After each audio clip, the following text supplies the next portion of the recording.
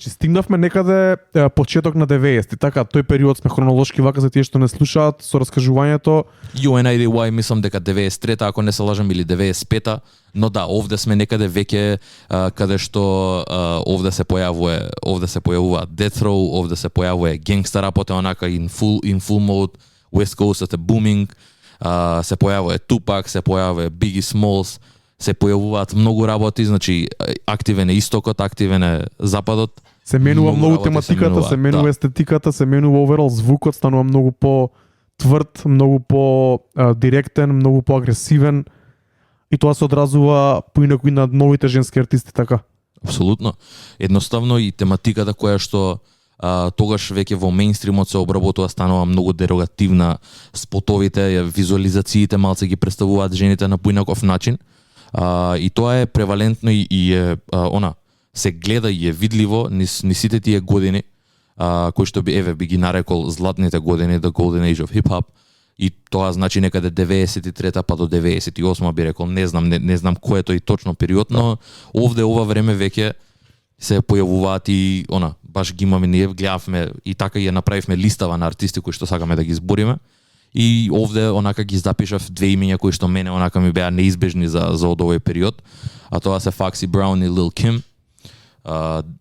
Две жени кои што онака во свое време го воспоставиле новиот стандард за што значи да се биде женски рапер и онака и артист подопшто во тоа време.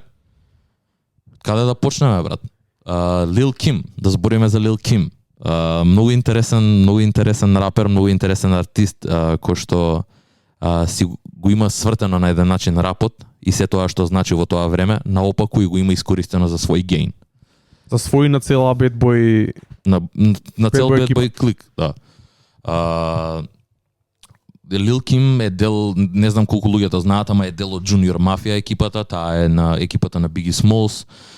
Директно е поврзана со него, значи под негово крило, значи цело време продуцира, на негови албуми се наоѓа. Искрено страшен рапер, иако незиниот изглед не укажува кон тоа, но тоа е целата естетика и тоа е целата работа околу неа. Значи тоа што е страшен рапер и квалитетна и се, тоа е едната страна. Другата страна е тоа што она е прв женски артист што почнува да се облака на начинот на кој што сега се облакаат, да речеме, Ники, Cardi B и многу женски артисти, значи скроз разголена, не се срами од тоа, сака да го покаже, у текстовите го збори, тотално го менува пристапот кон рапувањето, не е веќе во таа улога која што била Queen Latifah или некој друг претходно, као по смирен, да речам, како да кажам, па на еден начин знаеш како цензуриран или на некој начин женски артист, онака скроз се отвара и го кажува тоа што стварно го мисли, како што викаш, тие врти играта на скроз друга страна, покрај рапувањето, целата естетика, целиот изглед, целиот пристап кон стварите и дава нова димензија и ја крева многу повисоко, ја турка многу понапред. Така. Го менува звукот, значи иако битовите се остануваат такви да се почнува да рапува на го има тој slick flow, ги има тие рими интересни каде што го кажува тоа што го кажува онака и го кажува на свој начин. И едноставно луѓето нема што да прават освен да го прифатат тоа. Се оставени без никаков избор за тоа. И мене тоа ми се многу свиќа, дека стварно го користи моментот каде што, кој што кажа, целата таа мода, целата таа неизина естетика ја прави своја да биде и тоа веќе станува онака камени за понатака.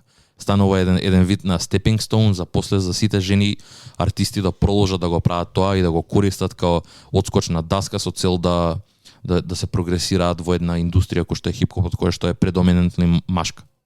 Дали е тоа добро или лошо, тоа е друга тема, али факт е дека многу женски артисти го земале тој пат и најверојатно многу женски артисти така се осеќаат. Lil Kim била првата која успеала да направи тоа да е окей.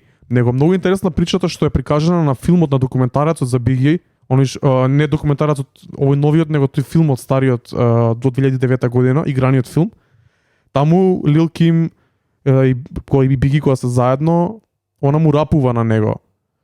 Ако добро се сеќавам, и првиот пат кога му рапува пробува да звучи како машко.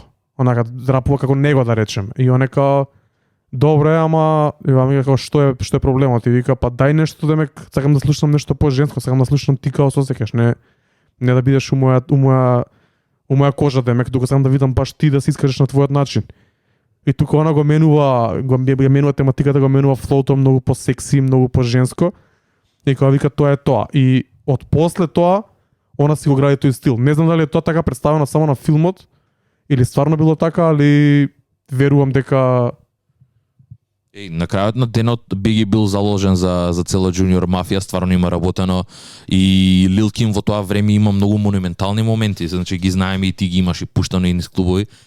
Несомнено е дека нема диџеј што нема пуштано неизина песна уште од тоа време. Ја ги памтам онака песните кои што се вртеа од неа по клубови. И од друга страна, као паралела ја зедов и Foxy Brown, која што исто во овој период твори.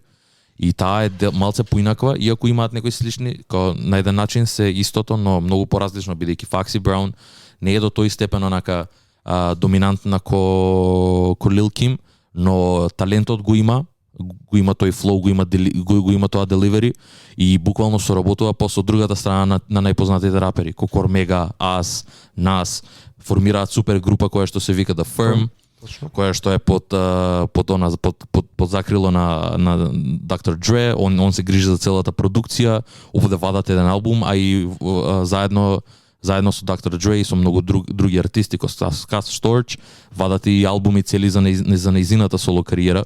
И таа и овде се воспоставува како многу сериозен MC, каде што онака го има тој стрик ток, ама кој што велиш ти е секси, целото тоа звучи многу поинаку, многу е поженствено и на еден начин не ни мора да збори, бидејќи таа е неизината реалност, таа е порасната во гетото, тоа е неизината реалност, но го прави на начин да звучи женски, онака да звучи привлечно и да звучи многу поинаку. И естетиката е многу поразлична околу сето тоа што го прави. И ја репрезентира другата страна, женската страна на други сето очи, тоа. онака низ друга призма ја презентира истата слика што се случува на улиците.